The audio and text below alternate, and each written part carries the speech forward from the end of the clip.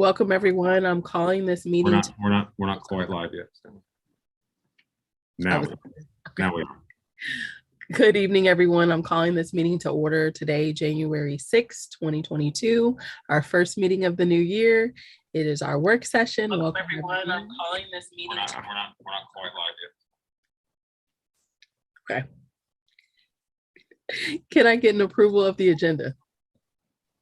I move to approve the agenda as presented. Second.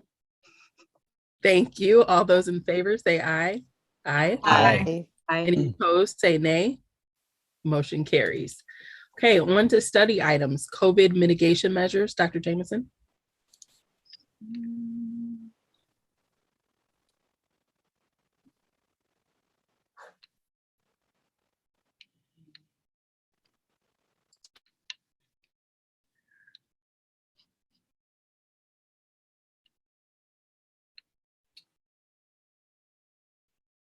Give me 1 second. Trying to share screen.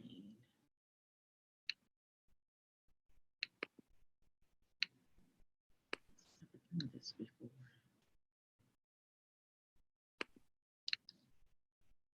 Let's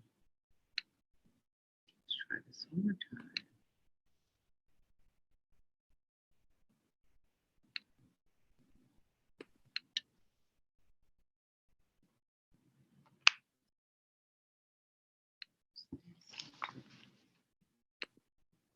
Are you trying to share the what you have in the link in the board docs? I was, but it's currently asking me to give permission to share screen, and that's something new. I haven't had that before. Try it one more time.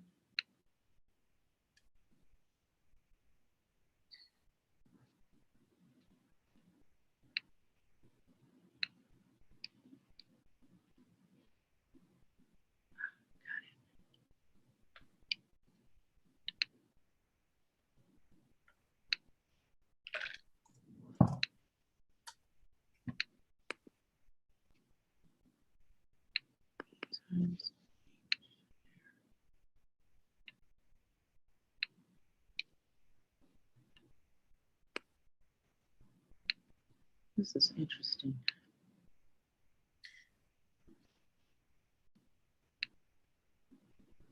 Ed, can you see if you can share the document that's actually in board docs?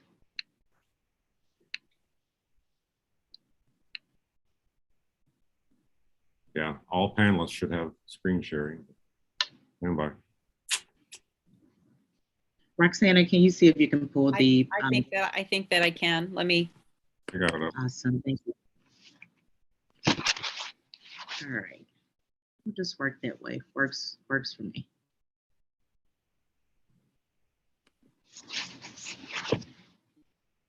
Are you seeing my screen now? I am, thank you. Mm-hmm. And if you want to go to the next slide. Perfect. So regionally, we've been seeing a peak in the positivity rate as it relates to COVID-19 as well as the transmission rate. I have met this week 3 times already with the COVID-19 task force, which includes epidemiologists, local pediatricians, as well as representatives from the St. Louis County Department of Health. And what they are suggesting is that what we already know is that the winter break and also the new Omicron variant has contributed to the increase that we're seeing. So currently the positivity rate for St. Louis County is 38.5% with a transmission rate of 1.49%. And if you think about where it was early December, the positivity rate was around 10.4% with the transmission rate of 1.04%. So we've seen a very large increase in the number of cases as well as the transmission rate, not only within the community, but we're also experiencing that in schools. So our number one goal is to ensure that we're able to keep students in school safely. And through those conversations with the COVID-19 task force, they suggest that keeping students in school closing schools contribute to the mortality rate. and wouldn't stop the spread of COVID-19. Next slide, please. So what you see here is St. Louis County's tracking report. I pulled this data yesterday. It changes regularly, so it does not look like this today. And it also mirrors our current local data. So right now, the positivity rate for St. Louis County is 30.2%. Back in December, it was around 10%. So that's 3 times higher than what it was before. And then the COVID-19 case rate is 1,000 per 100,000 individuals, which again is 5 times higher than what it was before. So this is data that we look at frequently and you see on a regular basis. So the new cases in past 14 days by zip code. So for 63117, currently that's 191 cases. And to make a comparison back to where we were in December, we had 45 cases. So that's almost 5 times what it was. And if you look at new cases per 100,000 persons, that's almost 8 times higher than what it was before. And then for zip code 63143, we also have seen an increase where in December it was 39 new cases in the past 14 days to where it is. And so that's 3 times higher for the new cases per 1,000 persons. Next slide. So just to illustrate how quickly the data is changing for us. So this data was pulled yesterday. I want to send a special thank you to our school nurses as well as Vince Estrada for contact tracing and ensuring that we have the most up-to-date data. They have put in a large number of hours to provide this information. And based on the transmissibility of COVID-19, particularly the Omicron variant, we will begin to update the dashboard by the close of each day for the month of January. But if you look at the data that was reported just yesterday, we had 16 total active positive cases among staff. That number is now 21. So that's just a 1-day difference from the data that was reported yesterday. We still have 1 staff member that's in quarantine. And then when you look at the total active positive cases for students, that number has increased from 30 to 48. We currently have 39 students in quarantine due to exposure, whereas yesterday it was 16. Our current active positive case rate is 3.67%. While it's higher than what we typically see here in MRH, in comparison to the region, it is still one of the lowest. And one of the things we're looking at when we begin to talk about the impact on our schools is the number of absences we've seen across the last several months. So working with Roxana, she actually pulled some data for us to look at the number of staff members who were out as it relates to either isolation or quarantining. So in September, we had 5 staff members out. In October, we had 4. In November, we had 5. December, we had 12. And as of yesterday, we have 21 staff members who are out based on either isolation or quarantine. And so the largest impact that we're seeing right now is on the ECC and our high school. Next slide.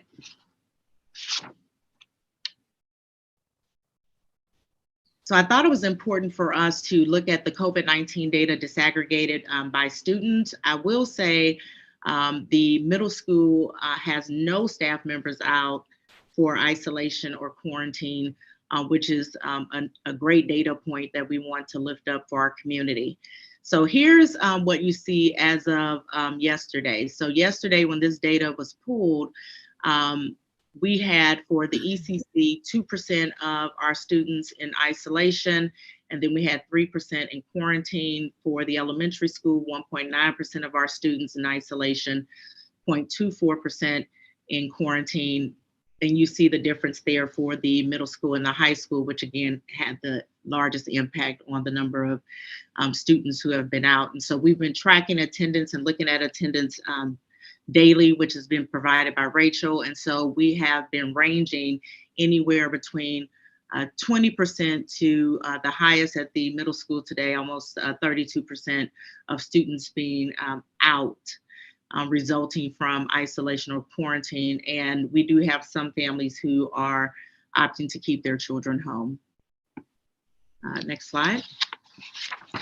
So one of the questions that was posed was, where are we in the vaccination rates?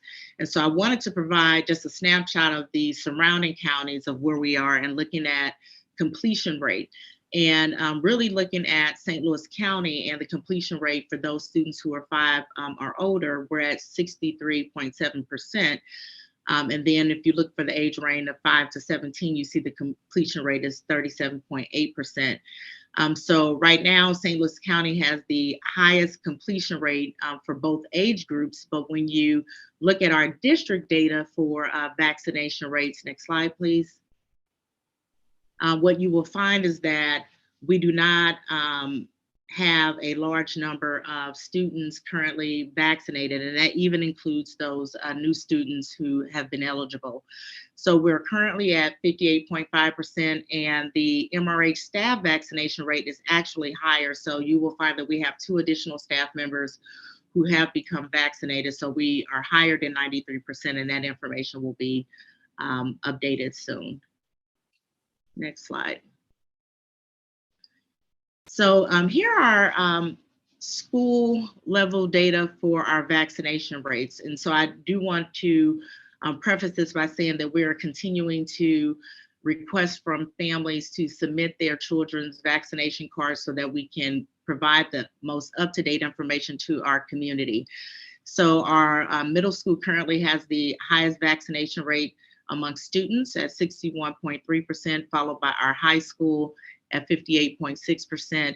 And then if you look at our elementary school and our ECC, almost half of what the other 2 schools for vaccination rates. And so I engaged in an interesting conversation with a parent and said, here's how you can help. You can help by asking your followers as an MRH influencer to get their children vaccinated. And part of that conversation came back, well, there's some questions about some misinformation regarding the vaccination for students who are between 5 and 11. And so one of the things that I'm working with Dr. Newland to plan for our community is a session where they can come and just ask questions and have those misconceptions addressed. But in order for us to have the ability to keep more students in school, it is advantageous for our community to continue to vaccinate our students. And then the other piece of that is providing boosters for those students who are between the age of 12 and older. And so those boosters were approved yesterday, and Vince is currently working to schedule a clinic for our staff and our students for boosters. Next slide. So one of the things that I wanted to bring up based on several questions that have been surfacing from the community is really looking at COVID and how that impacts attendance, particularly through what's called AMI, alternative methods of instruction. So when the emergency plan was not approved, a lot of what we had in place last year through AMIX gave us an opportunity to have distance learning. We could do blended learning, but right now what we have in place is just regular AMI. And so AMI can be used for inclement weather. It can be used for utility outages and contagious diseases, which is consists of COVID-19. And so I did a little bit of research because one of the things that I was curious about was the number of hours that we get per year under our AMI plan. So we currently get 36 hours, but that is 36 hours accessible by each of our school sites and not at a district level. So currently we've used 6.5 hours or 1 day of our AMI plan at the high school level. And so we have 29.5 hours left for the high school. The other remaining schools have 36 hours remaining. So that's good news for us if we have to place a school into alternative methods for instruction based on not having coverage. And so just want to kind of share that those decisions are being made by a school basis and not necessarily from a district standpoint. And so we're looking at being able to ensure that we can provide supervision, adequate supervision for our classrooms. And we currently have had coverage despite of having a large number of teachers out for each of our buildings. And so Roxana has worked closely with Kelly to ensure that we have staff members and in visiting the buildings, which all of our team members have, instruction and the safety of our students is continuing to occur.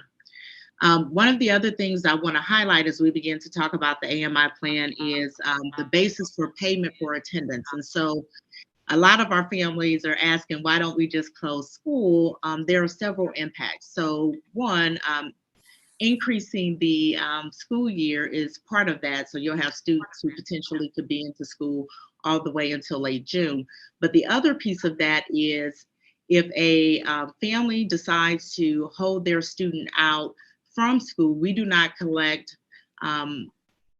funding for those students, and that becomes a fiscal impact on the district. But again, the flexibility that we had last year as a result of the AMIX plan is no longer in place. And so what AMI does not allow is intermittent learning, fixed blended learning, or distance learning. And so we did lose some flexibility when the state removed the AMIX plan. And that's been part of the conversation that the regional superintendents have been having, not only with the commissioner, but each other. Next slide.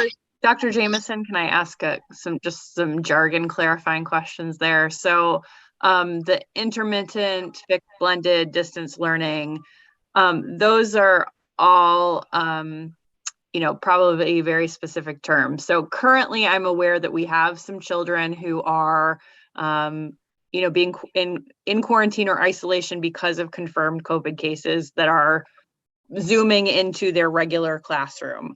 Are we currently able to count those children in attendance numbers for funding purposes? Absolutely. And okay, so that is separate from the AMI. That is considered homebound instruction because of their isolation. Okay. So the intermittent fixed blended or distance learning would be like if the district decided we wanted to have a virtual day, we're not allowed to move in and out of that any longer other than these 36 hours. Okay.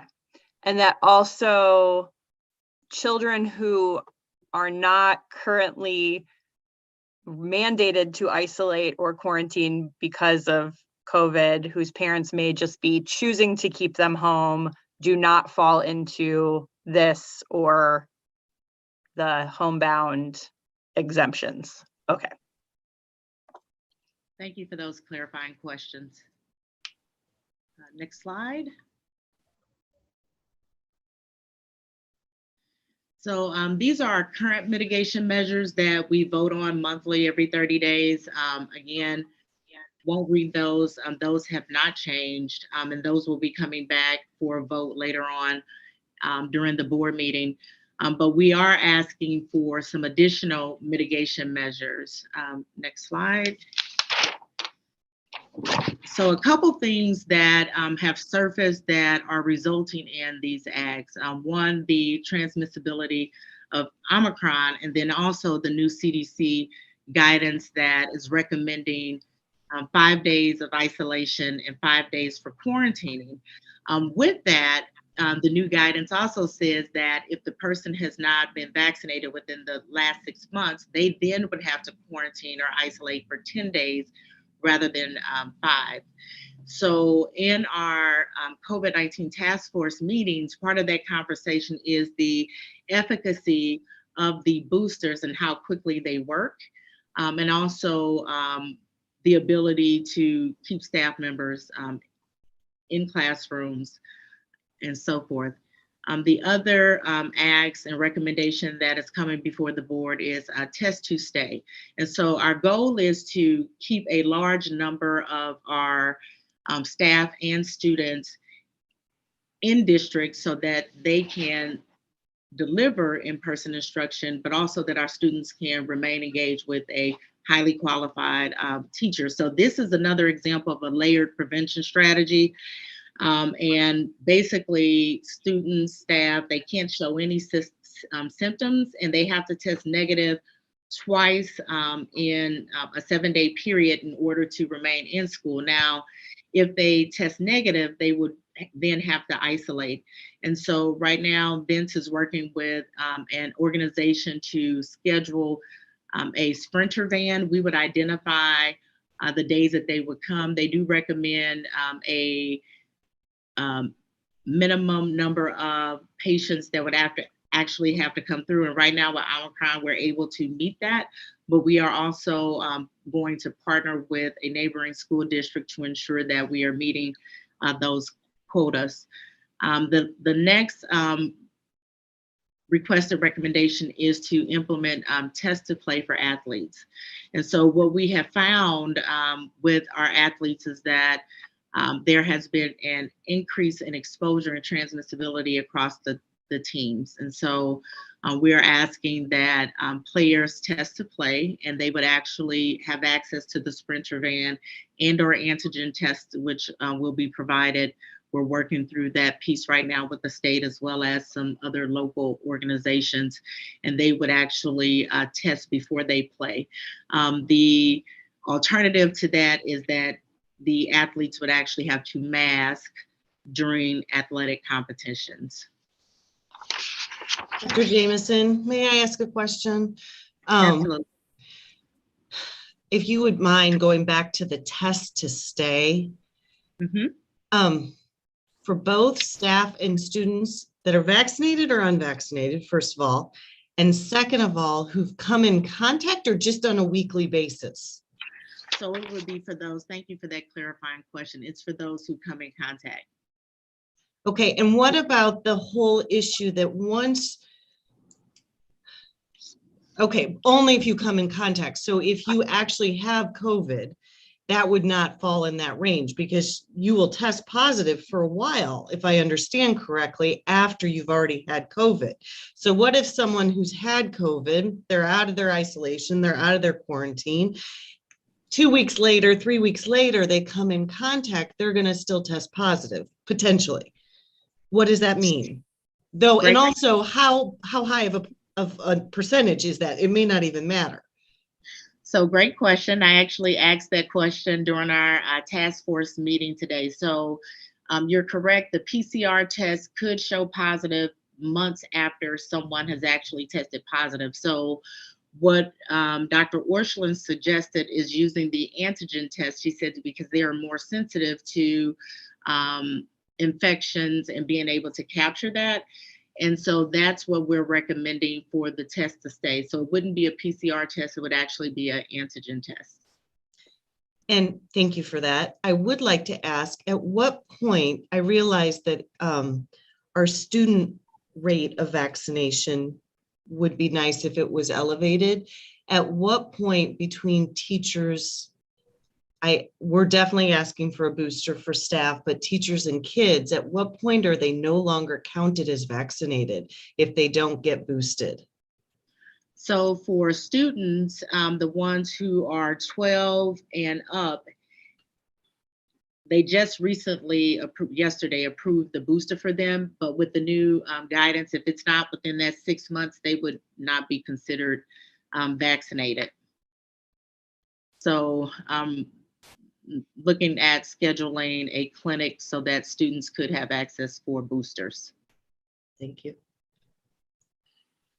Dr. Jameson, just to elaborate a little bit more on the test to stay, that will be available a limited number of days of the week, correct? Correct. So we could identify a Monday, Wednesday, Friday. We could do a Tuesday, Thursday. It really is up to the district. They provide the Sprinter van. Families, staff, students can pull up, take their test. And from the information that was received, if a person tests negative, they would get information so that they can confirm to district school that they had a negative test. If a student is exposed on a day when the van isn't there, they will still be sent home and then have the option to come back the next day and get tested. Correct.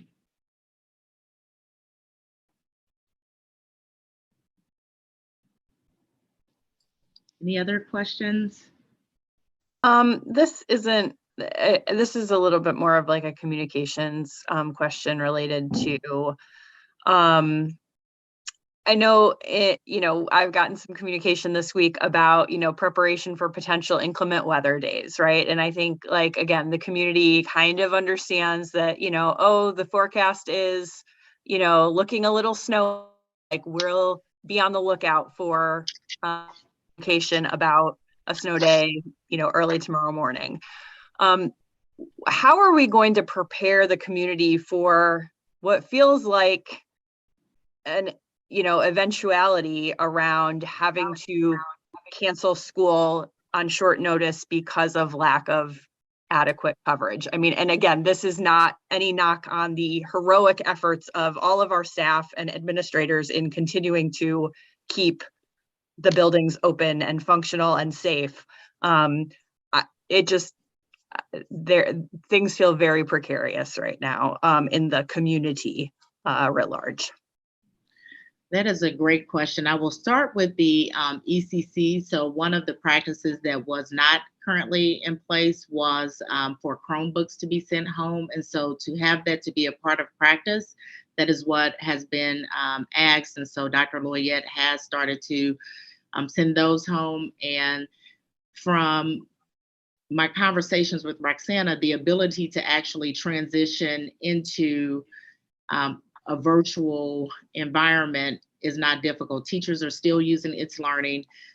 Content is still loaded there. Chris has actually worked with the ECC to ensure that all of the students have emails so that parents can go through the students' Chromebooks to access the lessons there. And the ECC, which is, again, the building that we're primarily focused on, developing a schedule so that families know when to have their students linked in for the lessons, independent work, so whether it's asynchronous or synchronous. But the turnaround for that should be rather quickly. And again, we're looking at fill rates, and the benefit for us were small, and we have had the ability to have classrooms covered. And I think Roxana looked at some data for the rest of the week. Roxana, did you want to talk about what? So if this will perhaps ease some people's minds a little bit, while these numbers specific to COVID look high, when I look at our overall sub numbers and the number of subs that we're running on a daily basis, we're really not out of line with perhaps what a high typical sub rate would be. So we have had coverage. The fact that the board has approved permanent subs in each building helps us with the overflow. We have about 11 people who are currently in isolation or quarantine that are going to roll off over the weekend, which hopefully will take our numbers back down. So it is something that I'm watching on multiple times a day, and I'm in conversation with principals multiple times a day. Because right now we only have a couple buildings that have been hit really hard. We've got overflow staff that we have been able to flex to other buildings. So I just want to assure the board and anybody watching at home, this is something that we're watching very carefully. While, as we all know, COVID is unpredictable and things have been flexible, so far we're okay. And our sub numbers and our fill rates look okay. I think we can assume, given the way that rates are going, that there may be a time when they are not okay. But frankly, the doubling of the numbers on a daily basis is very alarming, and we know it's impacting us all and it's impacting our health system. Are we going to be looking at buildings individually in terms of how we make these decisions? And what is the thought process around using AMI if we need to shut down versus extending the school year? We have such a limited number of hours and still a lot of the school year left to go. So I'd like us to talk a little bit more about how we're going to approach that. So we are looking at buildings individually, and the clarification today that was received from DESE actually puts us in a better position because we're able to allocate each building 36 hours under their AMI plan versus what we collectively thought was 36 hours from a district standpoint. And so if, for example, there was a need to close the ECC because of high teacher outages or high student absences, we would be able to use those AMI days. Other considerations which are not included here is that we do have additional professional development days that instead of extending the school year, we could turn those into student contact days. Not to say that professional development is not beneficial, it is. But in lieu of having to extend the school year for staff members who are already had a very long school year, that could be an option for us as well. So looking at it on an individual basis, and then looking at fill rates and also whether or not we can provide adequate supervision to students. So as long as we can have classroom coverage and students are supervised and we can have a continuation of instruction, we will continue to offer in-person learning. If that changes, then we do have the ability by building to make adjustments and implement our AMI plan.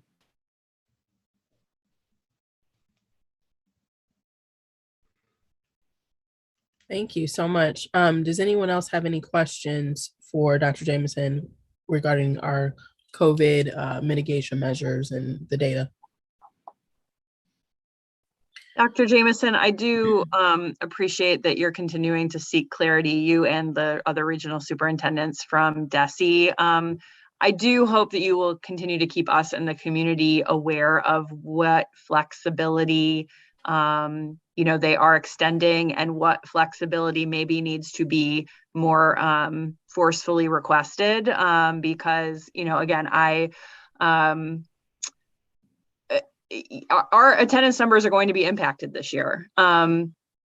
What's DESE going to do about that? And, both in a positive and in a challenging sort of way, it's there will be repercussions. And I think we are prepared to deal with those as long as we're keeping the health and well-being of our students and our staff at the forefront and not arbitrary rules. 100% agree. One of the things that we requested on our last superintendent's meeting is to know what waivers are available for us, and we are continuing to push to ask for some allowance around attendance because, again, it's not just MRH that's being impacted. We have districts right now who are in the process of closing full schools and having to deal with not having sub coverage. So definitely is ongoing conversation. My hope is that in our next superintendent meeting next week, we will have an update regarding what waivers exist and what kind of leeway school districts can get, because that is a concern that has been expressed by all superintendents in addition to the financial impact. And so the hope is that we'll have an update and some changes will be made within the next upcoming weeks.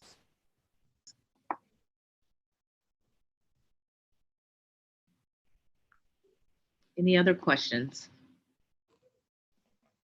Thank you. Okay, moving to MSIP 6. Yay. Roxana, if you can pull that one for me too, please. So I unfortunately, board, I cannot say that the pandemic is stopping the freight train with MSIP 6. It is still coming. And Roxana and I joke daily about what's changing next. So this presentation is actually one that DESE has provided to us.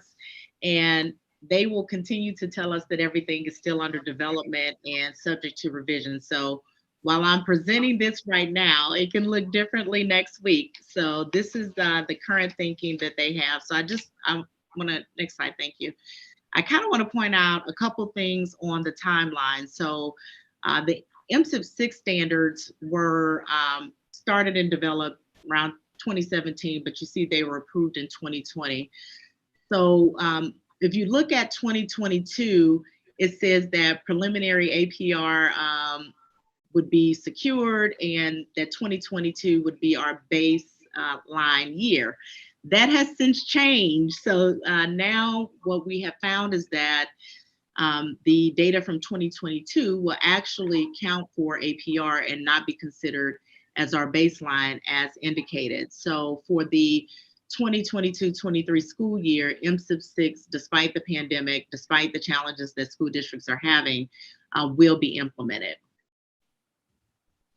Next slide. Keep going. So there are two ways under the new system that APR points can be awarded. So what you're seeing now here is MSIP 5, which is what we're currently in, and we are a K-12 district. So when you look at the distribution of points, you see academic achievement was given 40% of the points, subgroup achievement 10%, which is actually being revised, college and career readiness, and so forth. But under the new MSIP, the two areas where the points can be earned are either under student performance and continuous improvement. And so where you would think about attendance and things of that nature was typically under student performance is now included under continuous improvement. And so those standards and indicators are listed for you. We started this conversation back in December, and you will find that the new MSIP 6 standards have more accountability for school boards, which is why this will continue to come forward. And part of that piece is the assurance checklist. So when the assurance checklist was submitted this year, initially the department wanted boards to approve that, and there was some pushback from superintendents, and that was actually tabled. But that will probably resurface next year for boards to actually approve. Next slide. So under MSIP 6, what you will find is the two areas, the distribution would be student performance would be 70%, continuous improvement would be 30%. And what's interesting about these two areas is that they are still identifying the metrics and the components that will be used to make up the point distribution. But in addition to that, the reporting that's required for that. So we don't know yet what those rubrics and those items will be that they will be requesting. So again, it's in development, but they have already assigned the distribution for those areas. Next slide. So what they are proposing for MSIP 6 for the 70-30 split is continuous improvement would be 30%, performance growth would be 35%, and then performance status would be 35%. Again, these are drafts. Next month, I may bring something back and they will be totally different. And so when you look at that distribution, you saw before the breakdown of how those points are actually recorded. But for accreditation purposes, for academic achievement, you see it's 35% for student group achievement, which is different from subgroup achievement. And so this shift here is critical because with subgroup achievement for districts such as St. Louis Public or Riverview Gardens, where their school population mirrored their super subgroup, which would be students who are free and reduced lunch or students who are students of color or African American, those groups were the same. So they were being penalized for having that subgroup. And so the change here now is student group achievement. And then you see here success ready, graduation rate, and follow-up. And so within that one, you will find that that is where attendance will actually land. Next slide.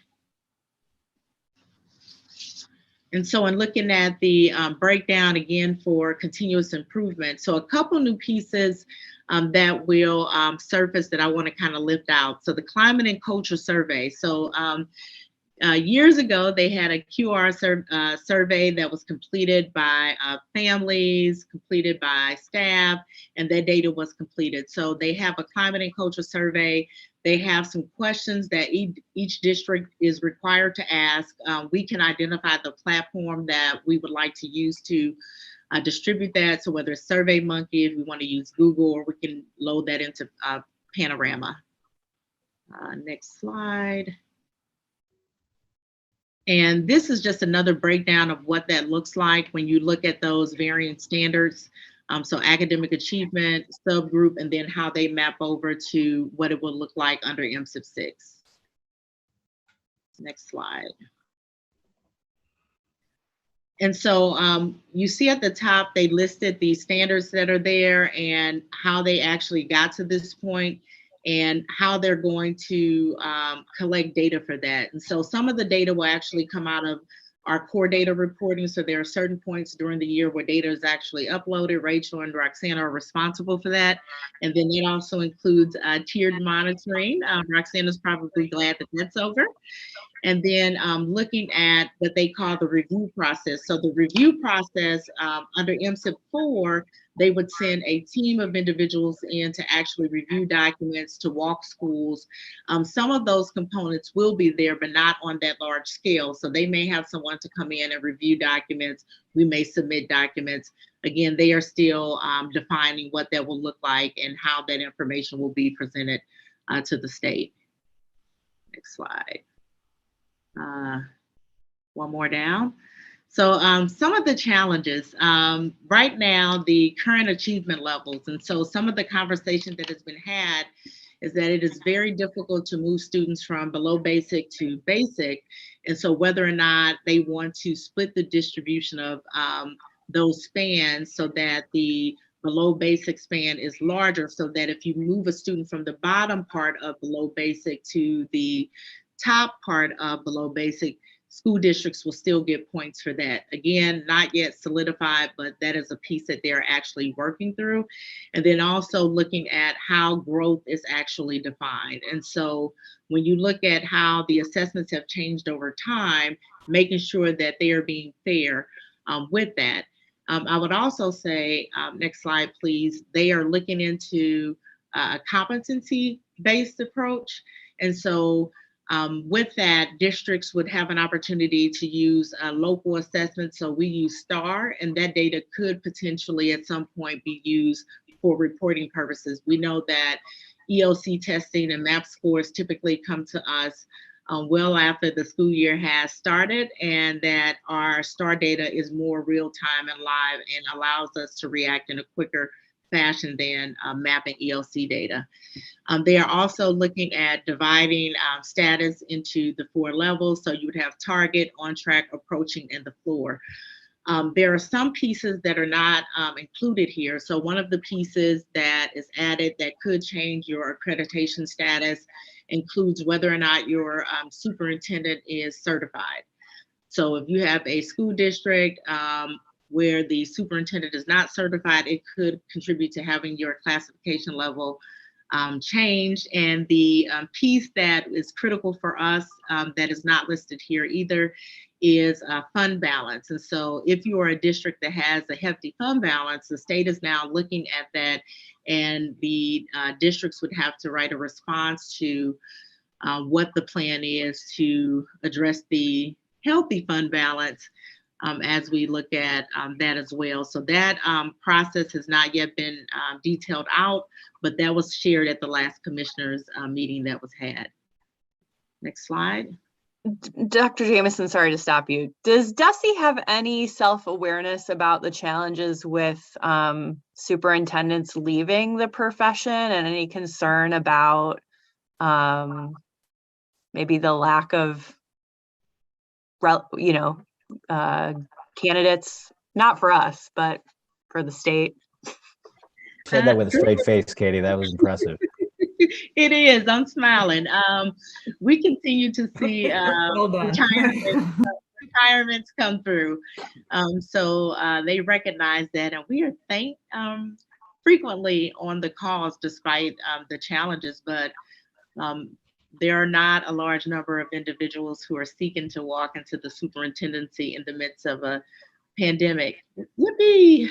So I definitely believe that some additional conversation is needed. And I would also offer eliciting feedback from superintendents regarding the challenges that we're having, particularly knowing that we will more than likely be in a pandemic for much longer, and also having to implement the new MSIP standards and the accountability that is now there in place. Again, like I indicated before, initially it was shared that the 2022 data would be baseline data, and that has since changed. And so being nimble and flexible regarding how we react to this and being proactive, which is what we're doing currently.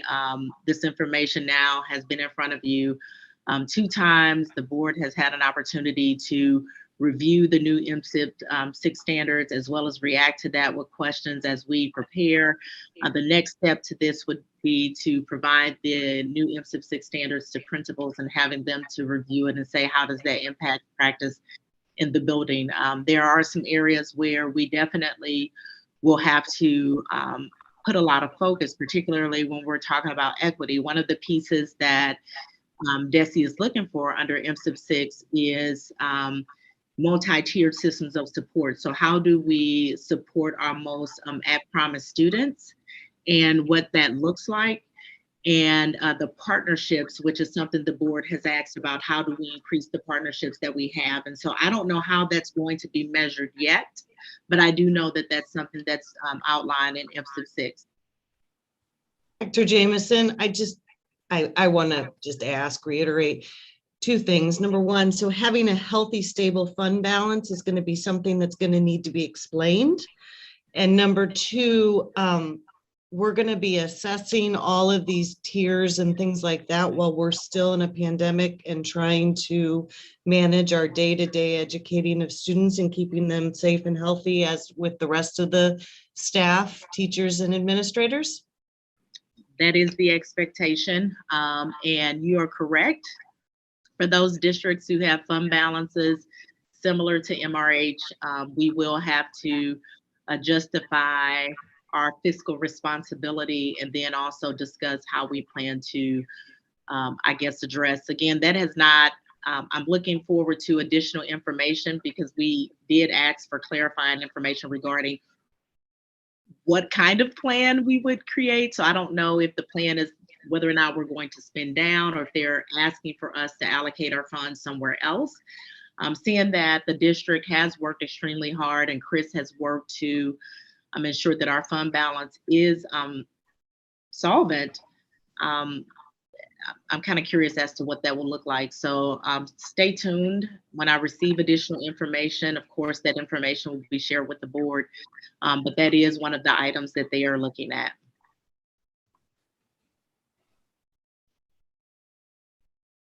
Other questions? I have many, but they're really not for you, so I will save them.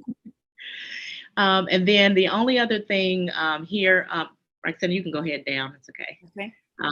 So one of the things that was discussed, I'm sorry, up one more. Okay. I'm sorry, I know, okay. So I talked about the culture surveys. I just wanted you to kind of see some of the pieces there. I've mentioned before the importance of student voice and surfacing that, and also the desire to have a student representative sit on the board. So there are some ideas that are surfacing, but that is something that they're looking at. And then also welcoming environment. I am looking forward to seeing some of the sample questions that they are considering, with the hopes that feedback would be able to be provided to the department regarding those questions, and whether or not we would have flexibility based on context, because every district is different. Not sure if that will be something that's considered, but it is a hope. Next slide. So here are some of the opportunities that they are looking at. I will say that college and career readiness is definitely an area of focus, and will be something that we need to look at for our high school, particularly aligned to our metaphor. So we want to look at how we are providing occupational opportunities. CTE programming does help, I believe, as we look at expanding our high school metaphor and ensuring that students have access to internships or externships. That area will continue to grow, but I would say looking at previous baseline data as it relates to college and career readiness, that is an opportunity for us as a district. They are also looking at changing the years by which the cycles are done, so 2 years instead of 3, which should be interesting. Again, that could also change as well, and they want us to continue to look at the multiple years of the graduation rate beyond the 4-year. So these are their next steps for so outline of where we are. And so the guide has not yet been released. It's January. We're hoping that that is released here pretty soon and put into the hands of the superintendents. And of course, that information will be shared with the board. And they still have not finalized the scoring and some of the rubrics and things that we would need as a district to guide the decisions that we would need to make. And that's all I have right now as it relates to where the department is for the implementation of the M66, as well as the potential impact on the district. I welcome any questions you may have.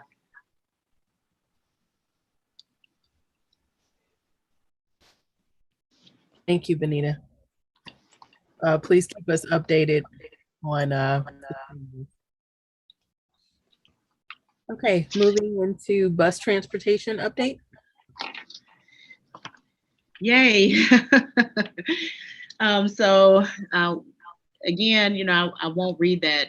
Regional context is there. There is an extreme shortage, and it's not just in the MRH. There is a local district who is down 36 drivers. We have neighboring districts whose buses are arriving just as late as ours. Not an excuse. It is a result of the pandemic. Roxana pulled some data for us just to see when our last applicants were. So if we look at just this fiscal year, we have only had 2 applicants to apply, and that was in July. And one of those applicants was an internal applicant. And then if you look at previously, before July, we had 1 applicant. And so we are really looking at, from August to January, which is now, no driver applications being received. And Roxana checks religiously, and I peek over and I ask, have we had any applicants? No bites. Next slide. And so the board has been quite gracious. We've increased the pay rates for drivers, and we thought that would entice drivers to come. In conversation with my colleagues who have increased their driver rates above what we're offering, they still are not having applicants to apply, and it's a mystery. We have implemented trip coverage. We have explored cooperating with other districts. They are at capacity and do not have capacity. Chris has worked with Cindy to contract drivers from either First Student or Missouri Central. They do not have capacity. He is currently exploring a potential partnership, fingers crossed, that we are able to contract with another company to have additional drivers and staff members, as you can see there, offering an opportunity for them to receive their CDLs and be trained. But the challenge is we have our trainer who's currently driving buses. So that has been a challenge. And you see some of the other things that are listed. Ed is in the process of actually publishing. We looked at radio ads, the cost for that. We're going to run ads in the St. Louis American and also the Post-Dispatch. We've implemented the text alerts, which have helped communicate to parents that the buses will be late, and then I'll also ask for support. And I will say that our community has been great, although some frustrations have been shared. And I empathize, I understand. It's something that my team and I grapple with daily. I've been at buildings every morning, supporting wherever I can support, whether that's opening doors. Other team members have been in buildings and even picking up loose kiddos who are on stops. So it is a all hands on deck effort. And there has not been a stone that has not been flipped, but we cannot find applicants. They are not coming. And we will continue with our efforts with the hopes that we have some quick change. We have consolidated some routes. In conversation with Chris, which we met, I think that was this morning or yesterday, it's all running together. We talked about other options. And so if we consolidate additional routes, and my concern with that is with Omicron being so transmittable, we are putting more kids on a bus potentially for longer periods of time, and that does not feel good. We could also change the radius by which we are busing students, but that's an equity issue. And if one of our pride points as a district is equity, when we do that, it will impact those families who actually need the transportation. So those are things that we have been considering. There have been districts that have eliminated their transportation. There are implications for that as well for us as a district. Next slide, please, Roxana. So if we were to eliminate transportation, there again are equity factors, inability of students having the ability to come to school on a regular basis potentially, and then also the fiscal impact on the district for late arrivals and students not attending. So we have, again, explored many options. We will continue to explore, and Chris is working to get drivers back online so that we can offer the quality of transportation that we have been in the past. Just a brief update. Roxana, any additional thoughts or comments about where we are from the HR side? No, I think you've been very, very thorough. We, as you can see, we've tried many, many things. We continue to try things. It's a topic for us, not just weekly, but almost daily. We continue to advertise in at least 8 different staffing sites, as well as the ads that we're running, as well as the in-district messaging that we've done. We've tried all of the places that we have had success in the past and have added new ones. We're continuing to rotate. We're going to do a couple other newspaper venues that we have not, well, we've used the Post before, we've put out, but we've not tried the St. Louis American. So we'll just continue to try anything and everything. If we have anyone who knows anyone that might be interested, we'll train. And, you know, we'll do whatever we need to do if we can find bodies that are willing to drive. The problem is we are not, and it's not just us, as Benita said, citywide, we are not finding a pool of people who are wanting to drive buses currently for some reason. Roxana, can you speak briefly to what that training entails and the length of time that requires? I am not the best person to answer this question, but I can give you a high overview. They do have to have a bus driver certification, CDL. And to the best of my understanding, that is a 3-step process that involves a written test. It involves several hours of training and practice driving. And then there would, at the end of the practice driving, they would go take a physical driving test in a school bus to get the bus certificate. So we do have 2 people on staff who are certified trainers that are able to do the training here on site. At what point do we do more than just consolidate and start focusing on those that are the most vulnerable? Is question 1. Question number 2 is there some sort of forum aside from for instance, I've been asking my kids, do you know anybody who needs a ride in the morning? I can drop you off and go pick them up before I go to work. Like some sort of forum where parents could post, hey, I can give a kid a ride. I'm wearing a mask, they wear a mask, or hey, my kid needs a ride. Can I get some help here? Like any options where we could help as a community? So great question. That was one that I put into the letter that was distributed asking for carpooling. And let me say our community did respond. This morning I was over at the ECC. I saw Katie while I was opening doors, and we had families with kids. Hey, thanks Dr. Jameson for the suggestion. I picked up a few more today. So we are getting a response. There's a liability piece for us. So if we were to develop a system for carpooling, it could not come from the district. So maybe partnering with Maplewood or one of our other community partners to help develop that would be fantastic. But we can offer carpooling, but I would say from a liability standpoint, not facilitated by the district. The other question, who needs the transportation most? That's a hard one, honestly, because it puts my team and I in a position where we have to identify who's most vulnerable and the criteria that's being used to determine that.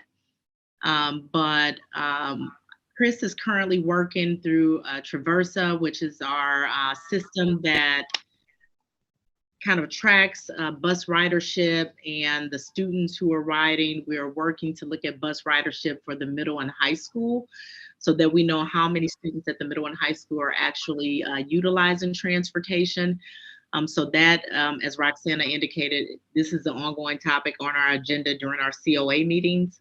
So we do have a couple things that Chris is working through, and that information will be included in Friday's update tomorrow regarding progress for that. But that is, it's hard to be the person to say who needs it. But that's a great question. Yeah, I mean, this almost feels like how the aftercare sign up happens. I mean, it sounds like we may be getting to the point where we only can reliably staff this number of buses, which means this many seats, which means, sign up. I do think it is important to say that, our two of our neighboring districts, right? Clayton does not run school buses. Brentwood discontinued running school buses, this year. That wouldn't be out of alignment with, things regionally. I don't know that anybody wants to do that, but it sounds like a lot of energy and brain space and phone calls and time has been put in on this topic by all kinds of people who we want their brain space being filled by other things related to our education, system here. So I'm very concerned about that as well. Just the amount of energy that this is pulling from a number of people. So. And I will say, thank you for that, Katie. I will say that there are unintended consequences. So the drivers that we are pooling are coming from other departments. So for example, you have Manny, who we thought we were going to have an inclement weather day. And so we had to plan accordingly, pre-treat lots, make sure that we have other staff members who were on staff early enough to shovel pathways while to allow Manny to actually drive a bus this morning. So it also creates shortages for custodians if we have to pool custodians who also have CDLs, and as we think about the cleanliness of our buildings. So we have exhausted a great deal of energy thinking about how to address this concern, and it does not feel good. And that's, the conversation that I had with one of our families via email. I said, please know that I grapple with this. And while you have not had an opportunity to get to know me personally yet, I care about our kids. And so when I'm riding through the community and I see our learners standing on the bus stop for more time than they need to be, it is, unsettling. So I definitely can do a couple things, some great questions. One of the things that I'll take back to our team is surveying families to see who indicates that they need transportation and who doesn't, and then also looking at what the impact would be if we either consolidated routes or eliminated some of the routes, and see what the outcome would be. So we got a couple of scenarios. My hope is that the lead that Chris is hunting right now will produce drivers for us. Or our community will send the link for the vacancies to their families and friends so that they can come and drive our amazing students and be a part of our great community. That's how they can help. And I would also say, if they have not yet opted in, which I outlined in the letter, because part of the frustration for families, and we hear you, is that at least if we know when the bus is coming. So if you opt into those text messages, and we are even exploring right now adding GPS to our buses so that parents can see real time where the buses are and have a better anticipation of when their child's bus will arrive to the stop. So lots of brain power, like you said, Katie, lots of brainstorming and just thinking through what else can we do. But again, it's not just a national issue, it is a regional issue, it is a local issue. And at some point we'll have to make some hard decisions. I had a couple of questions, Benita.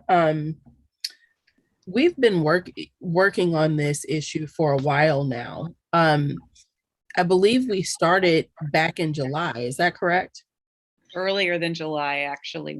We started in the spring of last year, looking ahead and knowing that we were going to be running full routes and being down a few custodial staff. So we've been in pursuit of drivers for a number of months at this point. Okay. I wanted to make sure our community knows this is not something that we just started working on. You've really been putting forth so many hours and so much time and effort into this issue, trying to resolve it, as our neighboring districts have. Unfortunately, it's just a problem that continues to grow. My other question was, so far, no other districts have solved this problem. Is that correct? They have not.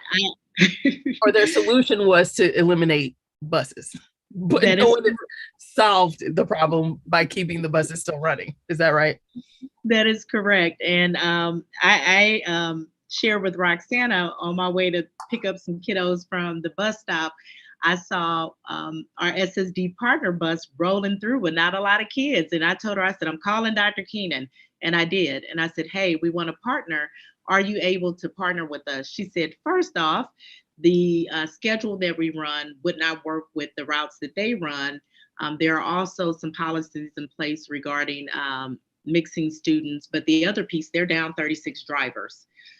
So their drivers are also running double routes, and people are having conversations. That's the question I ask every time I get on the superintendent calls. Do you guys have any drivers for me? And they all laugh.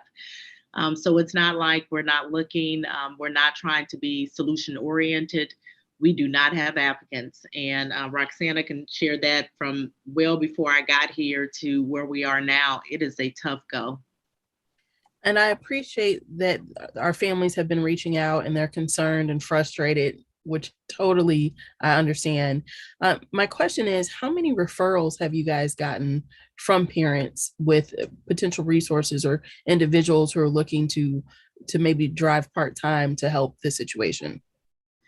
So I have received one parent email who is CDL certified, but there is another component, and I'm not quite familiar what it is, but there's another piece that's needed, and the hours that are needed to actually get that done. And so outside of that, there have been no other recommendations or names shared from the community, but we do have some proponents regarding partnering. So, the idea around carpooling and some of the other pieces.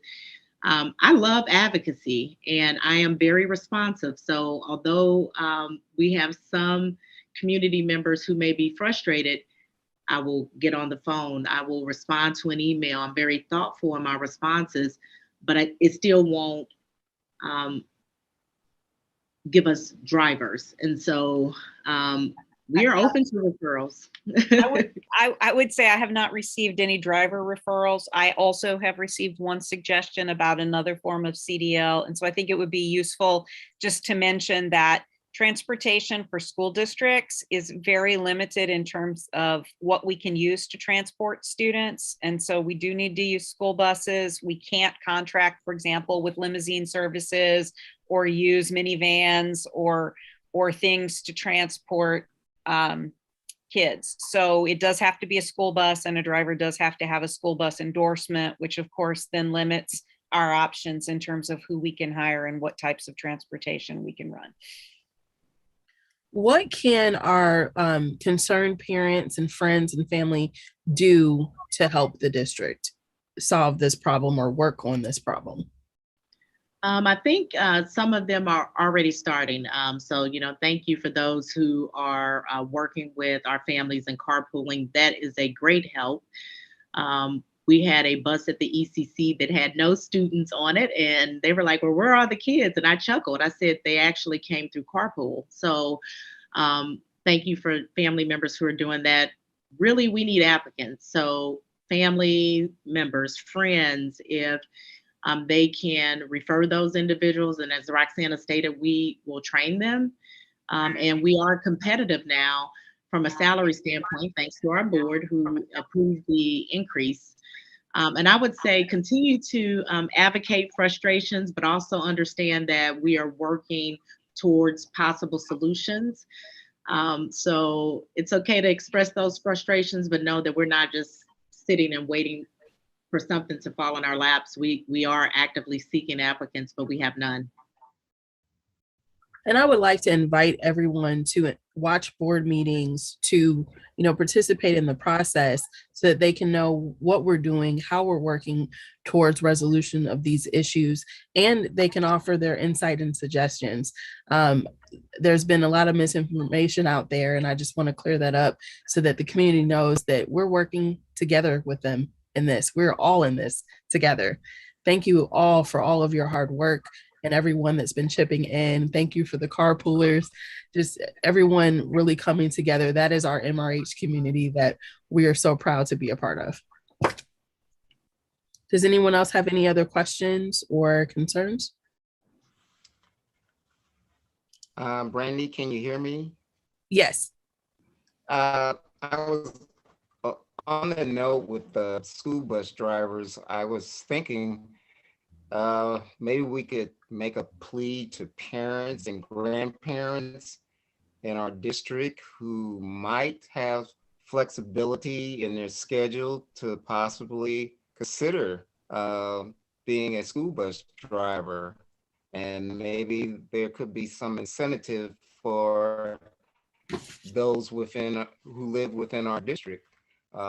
Sometimes grandparents who have more free time, and maybe they can't be available to do a lot of things other than drive, but maybe let's say if we could have someone designated to drive strictly in the morning, and maybe someone to drive strictly in the afternoon might be something that a parent or grandparent might be willing to consider, due to the fact that a lot of people are working from home. Maybe they have the flexibility to where they can say, well, I'm free in the morning to drive the school bus, but I'm not free in the afternoon. But that is something that maybe I think we should consider to possibly get some applicants for our district.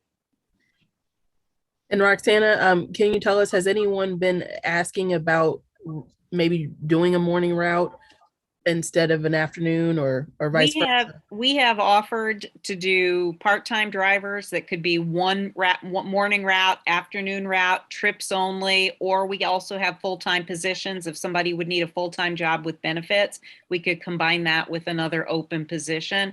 So all of those options are on the table, but again, we've had 0 applicants for any of the variants that we've put forward as options. Thank you. Mm-hmm. Thanks, Roxana. Mm-hmm. I just have one more item for those community members that are watching. I think I posted on Twitter if you haven't done so today, thank a nurse and a bus driver. Our nurses have put in an inordinate amount of hours contact tracing where other districts are no longer contact tracing to ensure the safety of our students and our staff, and then also our bus drivers who are having to run double routes. And so if you see a driver or you happen to have a conversation with a nurse, please thank them for their service. It is thankless sometimes, but we appreciate the work that they're doing for our district and our students. Yes, thank you. It is not easy to work in that environment sometimes and to work those hours. I know I'm tired, so I can only imagine how everyone else is feeling, and the fact that they do it and do it with a smile on their face for our kiddos. It's just amazing. Thank you, everyone. I got to jump in on this, guys. I've been working with the nurses every day. And in fact, throughout this work session, I probably got texts and emails from every single nurse multiple times, still contact tracing into the night. And that's been the case since right after Christmas. Yeah. And they're not feeling their best. You know, some of them are not feeling well, but they are working hard and they want to do it and they want to get it right. And you know, the human capacity to have a lot of hard conversations, there's a limit to it, but they're leaning into it and doing a good job. I want to recognize them for their efforts. Thank you. Yes. Okay, we have one action item, COVID mitigation measures.